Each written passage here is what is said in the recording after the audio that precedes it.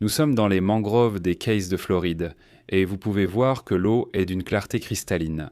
En hiver, je remarque que plus il fait froid, plus l'eau est claire. Il fait peut-être trop froid pour le développement du plancton. Qu'en pensez-vous? L'eau froide la rend-elle plus claire? Le but est de trouver des appâts, puis d'aller au large. On regarde autour, mais ils ne coopéreront pas avec nous. Par contre, on a trouvé quelques lamantins paresseux. C'est une maman avec son petit ou son veau, comme vous voulez l'appeler.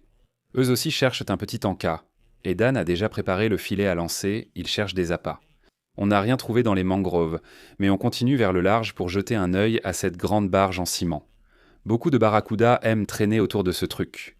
Si tu veux pêcher ici, je te donne les coordonnées tout de suite. Ouvre l'application Boat Daddy et sur la carte, fais défiler jusqu'au nord de Calargo, et c'est juste ici. Ce petit icône juste ici, tu cliques dessus. C'est le navire en ciment de Garden Cove. Il y a quelques informations à son sujet. Tu peux appuyer sur le bouton j'aime, l'ajouter à tes favoris et aller le découvrir.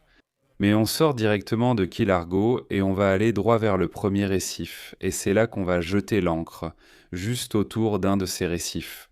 Si tu zoomes, tu verras ces gros tas de rochers, et ce sont d'excellents endroits pour attraper des appâts à vive anneau. Tu peux trouver plein de coins de pêche sur les cartes Boat Daddy et ici en haut. Si tu cherches simplement coin de pêche, ça va juste te montrer tous ces endroits. Clique, tente quelque chose de nouveau, va pêcher.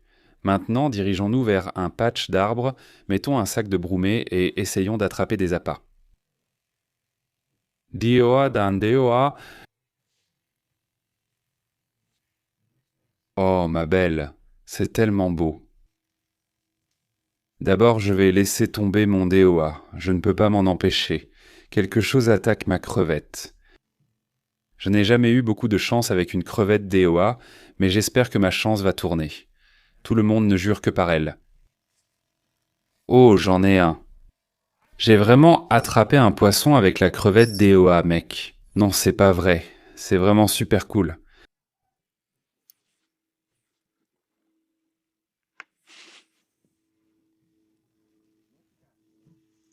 Oui, je l'ai fait. Ma prédiction, c'est un morceau de mangue. C'est un coureur bleu. Beau coureur bleu sur le DOA. C'est fou.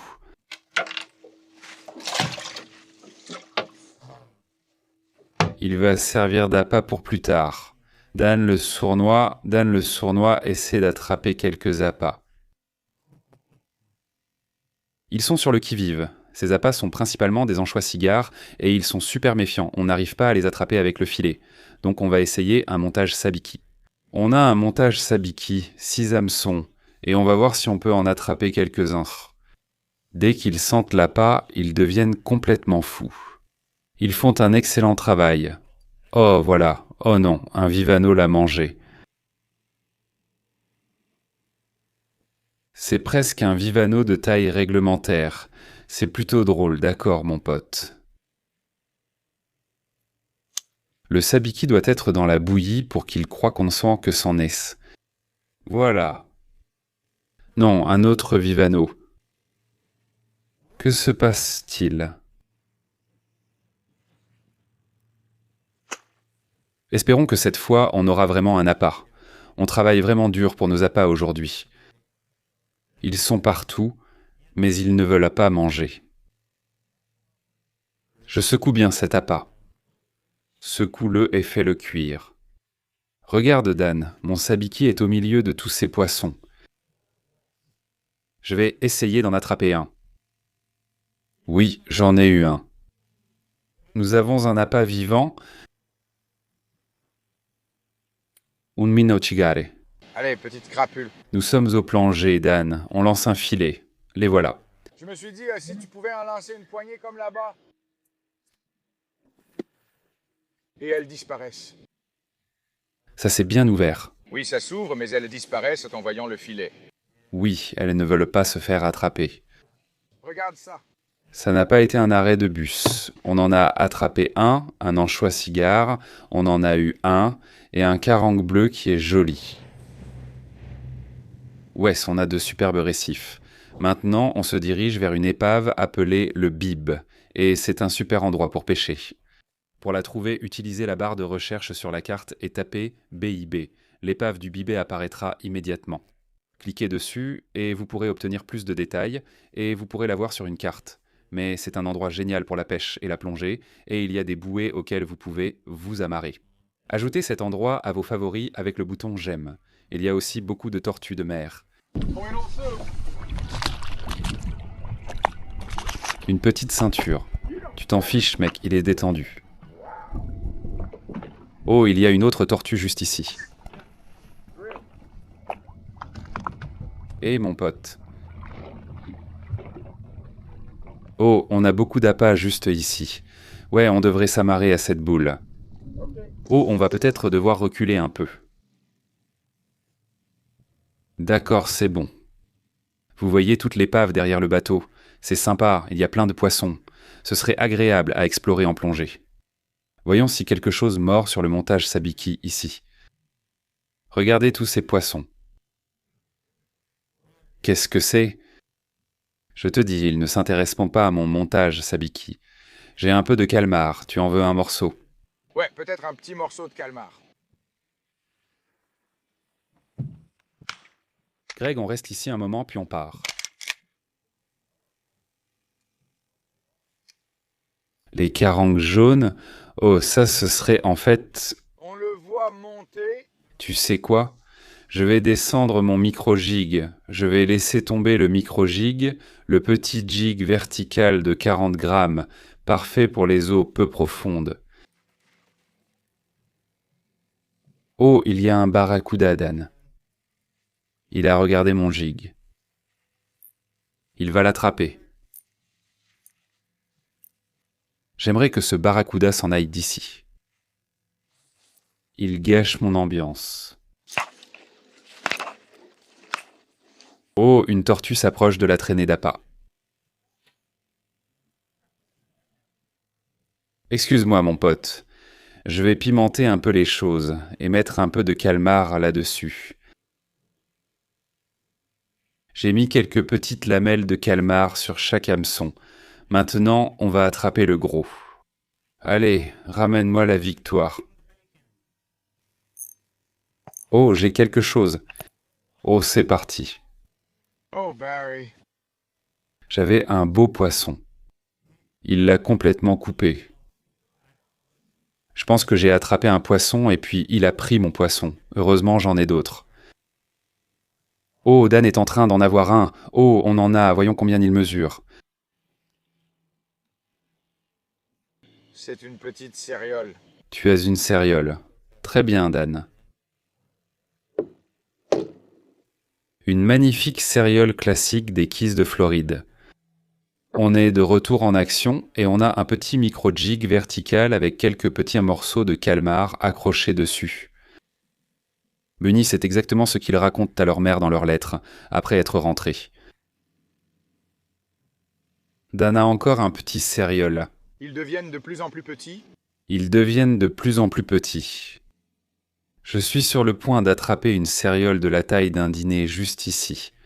Comme la marée est morte, les poissons du récif ne veulent pas manger et restent paresseux, donc nous sommes allés plus loin. Nous sommes maintenant à 140 pieds, on va descendre des appâts au fond et je vais mettre un vif Blue Runner à l'eau. Il est où ce Blue Runner ?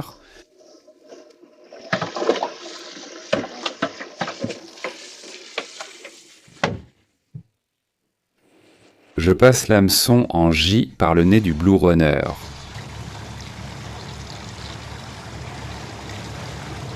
Et ensuite l'hameçon triple dans le dos.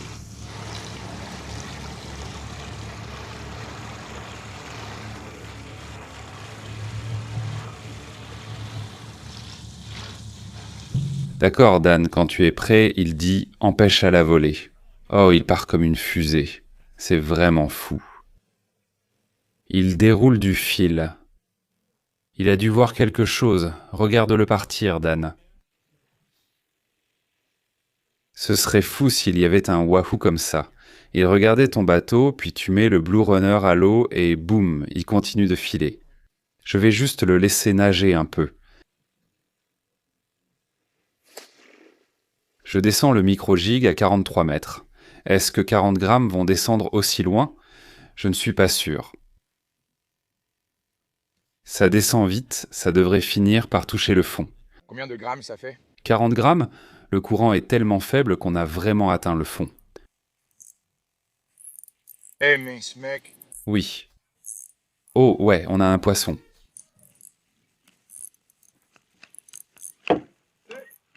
Sur le micro-jiggy, Regarde, on les fait monter en jigging.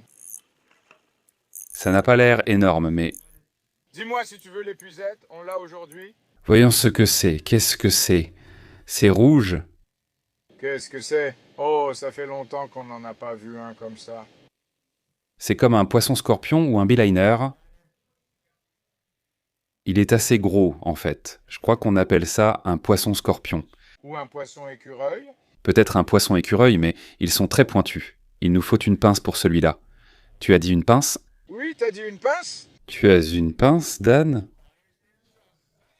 Ouah. Voilà. Sainte-Mère, d'où tu as sorti ça, Dan? Je produis, t'inquiète pas. Je ne suis pas juste un joli visage. D'accord? Dan vient avec des avantages. Oh, Dan a un poisson au bout de la ligne. Oui, ah, donc il mord dans des eaux plus profondes aujourd'hui. Bon à savoir. Oh, Dan a pris le même poisson. Qu'est-ce que c'est? Et tu me dis qu'ils sont épineux. C'est ça que tu essayes de me dire? Oui, regarde leurs opercules. Ils ont des épines très pointues dessus. Ah oui, oui, tu ne veux pas toucher ce gars-là. D'accord? Je ne veux pas le toucher. Je me demande si ceux-ci sont comestibles. Tu sais, ils sont sûrement bons à manger. Ceux-là sont bons à manger. Quelqu'un nous dira dans les commentaires si on doit les manger. Oui, on le fera la prochaine fois. Il est très brillant. Ce sont de très jolis poissons. Cet œil doit vraiment le rendre fou en ce moment. Retour à la pêche à la verticale, je viens juste de toucher le fond. Oh! Oh, celui-ci a l'air meilleur. Un autre sur le jig, sur le micro-jig. Regarde ça. Sur le micro-jig. Curieux de voir où on en est, ça semble plus gros cette fois. C'est vrai, ça semble un peu plus gros. Oh, oh, oh. Oh, oh, monsieur Pénil! C'est un poisson syndromique, bruyant et long. Ils sont très délicieux. Mais j'y vais, laisse-le partir. Allez, mon pote, j'essaie de... Voilà. Oh, il est descendu comme une fusée. C'est bizarre de voir quelque chose d'aussi long bouger aussi vite. Tu veux le dire, Dan? Je ne le dis pas cette fois. Oh, la technique du jig vertical a encore attrapé un poisson. Ah. Une plie sableuse. Ouh, il a froid. Oui, c'est un poisson froid. Ça doit être frisqué là-dessous. Oh, un autre poisson, Dan. Ils adorent le micro-jig, mais le micro-jig attrape des micro-poissons. Oh, et la mer des perles? D'accord, eh bien on est clairement au mauvais endroit. Encore un autre hot dog froid. Waouh, Dan, tu es couvert de ces trucs. C'est juste un de ces jours où il n'y a que des longues saucisses. Merde, voyons voir ça. Non, on a attrapé un camion entier de ces trucs. Oh non, j'avais aussi un caillou là-dessus. En fait, celui-là est d'une assez bonne taille. Regarde ça. Tu l'as eu, ce truc n'a pas l'air très en forme. Oui, il est toujours là. Il donne de bonnes sensations sur le micro-jig. Ça a l'air bien. Je pense qu'il a vraiment un poisson ici. Je ne peux pas dire ce que c'est, parce qu'il remontait facilement et maintenant il décide qu'il veut se battre avec moi. Le voilà, il a l'air pas mal. Oh non. Un requin. Oh, comment un requin peut-il manger un micro-jig? C'est un micro-requin. Oh, il y a quelque chose dans le fait d'attraper un requin qui ne semble pas normal. Je n'ai pas assez bu pour m'engager autant. Tu l'as eu. Ouais, on est gentil avec le requin. Tu vas le tenir, mec, parce que s'il me mord, je t'en voudrais. D'accord. Voilà, un requin. Il est parti. Comment cela attrape-t-il un requin? Je ne peux pas dire. Il y a du poids. Il y a un peu de poids là-dedans. J'espère qu'il y en a beaucoup là-dedans. Ça semble lourd. Dan sur le micro-jig. Oui, tu as pris la relève en tant qu'homme des rochers. Très bien fait. Oh, oh. Bien joué là. C'est une beauté. Qu'avons-nous fait aujourd'hui? Nous méritons notre chance. Beau travail. Quelle journée. C'est ce que je te dis. Quelle journée aujourd'hui? Quelque chose attrape le coureur bleu. Oh. Oui, il l'a. Oh, il l'a. Oh oui, sur le Blue Runner.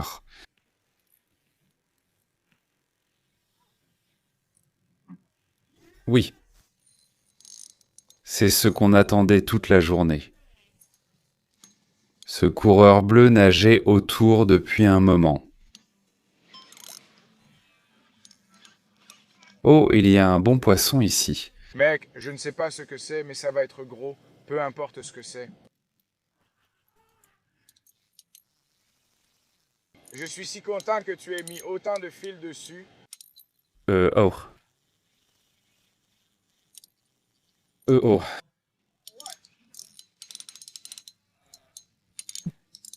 Ouais, je l'ai senti heurter quelque chose.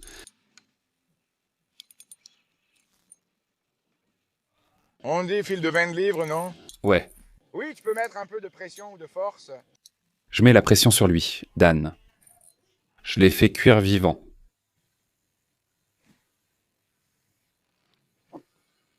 Oh non. Qu'est-ce que tu veux dire par oh non?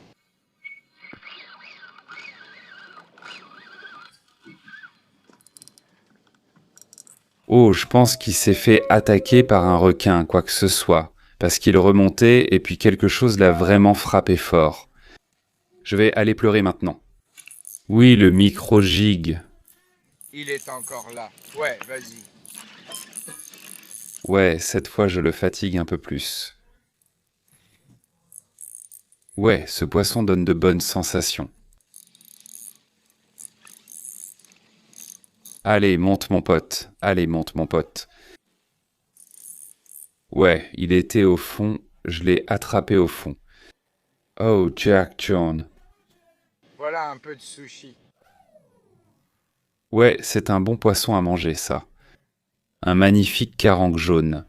C'est excellent en sashimi, une très belle chair blanche, on peut le manger cru, le manger grillé, c'est un bon poisson. Sur le petit jig pour bébé. Maintenant, on va le saigner. Couper les branchies.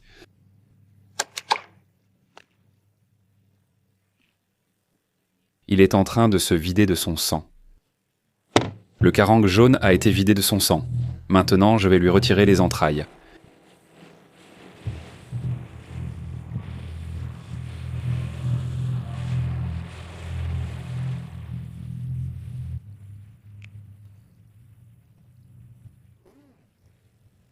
Toutes les entrailles et les branchies.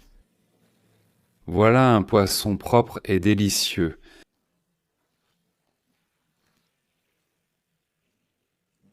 Voilà. Ce poisson est prêt à être mangé avant même qu'on ait cuisiné ce jaune. Jack, Dan et moi sommes allés à un cours d'art floral. Là-bas, ils nous ont appris à composer ces bouquets, à couper les roses et d'autres fleurs, et à tout assembler pour créer ce magnifique chef-d'œuvre. On va marquer tellement de points auprès de nos femmes après Saou. Maintenant, préparons ce poisson. Et de l'océan à la planche à découper, notre carangue jaune est prête. Nous l'avons déjà vidée et retiré les branchies sur le bateau. Et l'une de mes façons préférées de manger ces poissons, c'est en sashimi. C'est probablement l'un de mes poissons préférés pour le sashimi, ce qui veut dire le manger cru. Mais j'ai toujours voulu essayer d'en cuire un au four. Alors je me suis dit qu'on allait faire moitié-moitié, donc on va prélever un des filets. Ceci, ici, c'est un de ces couteaux à lame de rasoir. C'est censé être le couteau le plus tranchant du monde, alors voyons comment il s'en sort. Oh, comme sur des roulettes, mon pote, ça se détache, ça se détache. Donc ce que je pense faire ici, c'est qu'on va lever le filet d'un côté, et puis l'autre côté du poisson, on va le cuire entier au four. Qu'est-ce que tu penses de ce génie? Avec les arêtes et tout,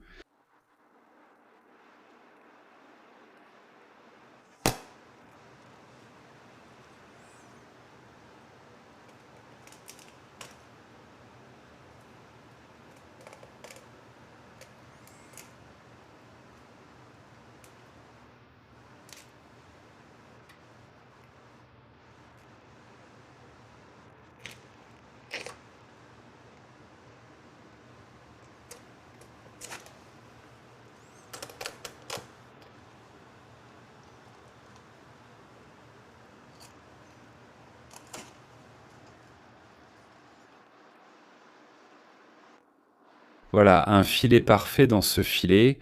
On va mettre du papier absorbant. On veut qu'il reste bien sec et on va le mettre de côté pour l'instant.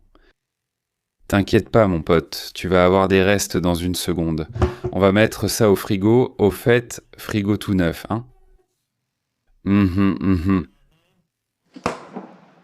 Nettoie-le juste, assure-toi qu'il soit bien propre et appétissant.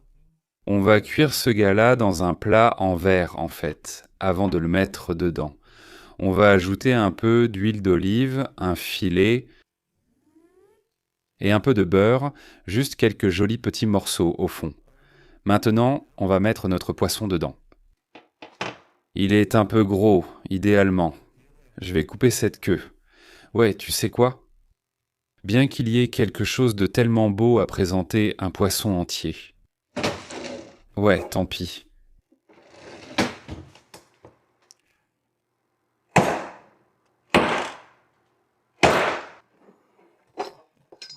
C'est une façon de faire. C'est aussi une façon d'abîmer tes couteaux. Je vais le mettre directement sur le beurre pour qu'il soit dessous. Nous allons utiliser ce mélange d'épices pour poisson, du blackening, de l'assaisonnement, et on va en mettre une bonne quantité. Avec le blackening, plus il y en a, mieux c'est, on ne peut pas vraiment se tromper avec ça. Quelques morceaux de beurre en plus par-dessus, et je pense que c'est le moment parfait. Tout cela devrait bien cuire au four et tous les jus vont s'évaporer à l'intérieur, ce qui donnera un plat de poisson incroyable. Plat de poisson. Avec le poisson, j'aime le recouvrir de papier aluminium comme ça il ne sèche pas au four et tous ces jus et toutes ces saveurs restent à l'intérieur. Le four est à 400 degrés et nous allons maintenant cuire ça pendant peut-être 20 minutes pendant que le poisson cuit. On va se faire un petit apéritif de sashimi et je viens d'apprendre que la société de remorquage va venir chercher mon Range Rover. Dans environ 25 minutes, je l'ai enfin vendu. Les gars, bon, ça va vraiment me manquer ce Range Rover. Je l'ai depuis environ 40 ans. C'était une grande réussite pour moi et ça compte beaucoup à mes yeux. Mais comme on dit, il faut faire place au neuf. D'abord, on va le dépouiller. Ce couteau est un peu trop court. Donc quand vous dépouillez un poisson, il faut s'assurer que la lame est aussi longue que le poisson, sinon ça ne marche pas bien. Et là, c'est vraiment limite. Bon, on va quand même essayer. Non, il est trop petit, hein. Pas besoin de prendre des risques pour si peu.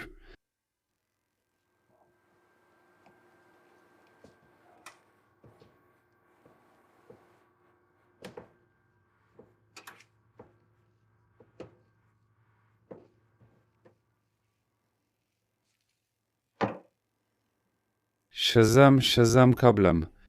Voilà. Et mon pote, je vais te laisser sentir un peu.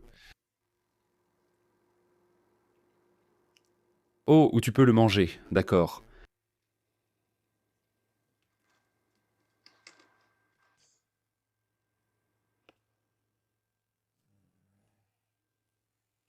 On ne veut pas de cette viande rouge ici. C'est la ligne de sang, donc on va la couper, hein.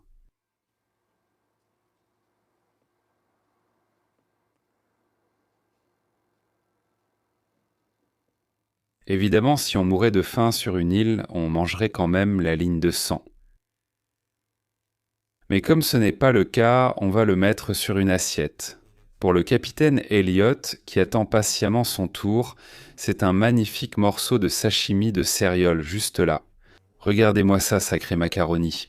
Il reste un peu de rouge et on pourrait l'enlever, mais en fait, ça ne me dérange pas d'en laisser un peu. Ça réveille le guerrier qui est en vous. Ceci, juste ici, ce sont tous les os de la cage thoracique. Ensuite, vous avez la ligne de sang, donc il reste peut-être encore quelques morceaux de sashimi ici. Et puis cette ligne de sang sera entièrement découpée pour le chat. J'allais manger ça tout de suite, mais comme la dépanneuse arrive presque, je vais remettre ça au réfrigérateur. Ce morceau juste ici, vous pouvez voir qu'il a ces gros os de cage thoracique. Donc je vais donner ça aux poules. Elles vont picorer ça et ensuite ce morceau finement découpé, le manger. Garçon, viens ici.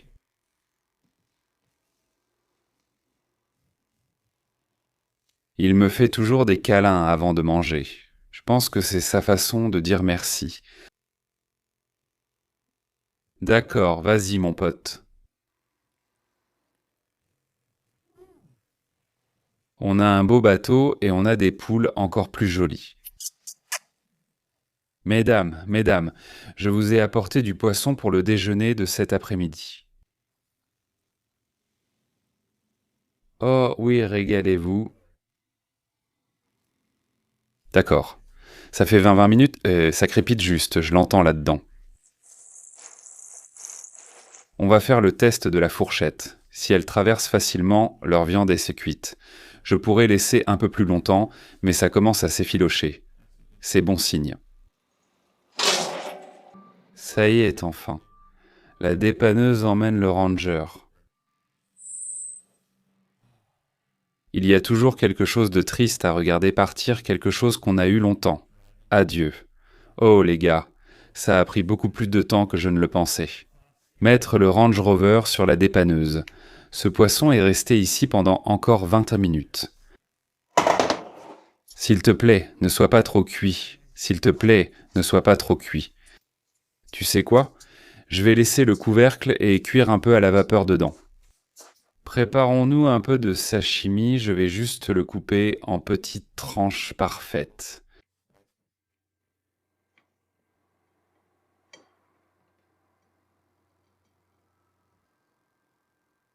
Le reste sera pour Elliot. Ajoutons un peu de sauce soja, puis ceux-ci, ce sont des acides aminés de cacao, très bons pour la santé. Et ils ont un petit goût sucré, un peu de ceci et un peu de cela. Je suis un grand fan des graines de sésame grillées. Il suffit d'en saupoudrer un peu. Voilà, j'espère vraiment qu'on n'a pas trop cuit ce poisson. Bon, il est clairement trop cuit, mais j'espère qu'il reste quand même mangeable. Le déjeuner est servi. L'entrée de sashimi a l'air incroyable, je vais commencer par ça, puis on passera à un beau morceau de poisson. Et ce qui devrait se passer ici, c'est qu'on devrait pouvoir retirer toute la cage thoracique, et il ne restera qu'un filet de viande, sans aucun os. Testons cette théorie, voyons si on peut retirer cette cage thoracique ici, comment ça fonctionne. Voilà. Oui, ce sont tous les os et la tête. Regarde, ce sont les côtes qu'on a pu retirer facilement, et il nous reste un beau morceau de viande. Est-ce que c'est trop cuit?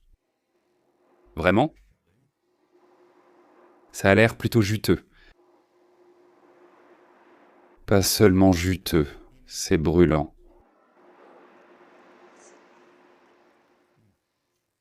Eh bien, c'est resté un peu trop longtemps au four, donc c'est un peu sec, mais ça va quand même.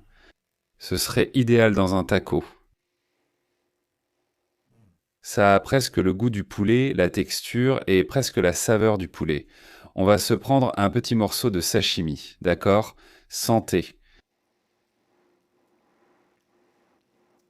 Yellow Jack ne rate jamais, les gars. C'est délicieux. C'est exactement ce dont j'avais besoin après une journée sur l'eau. Santé. J'ai grignoté comme tu peux le voir et je viens de trouver le secret. Le Saint Graal. Un peu de beurre qui a fondu sur le côté, tu le frottes dans ce beurre.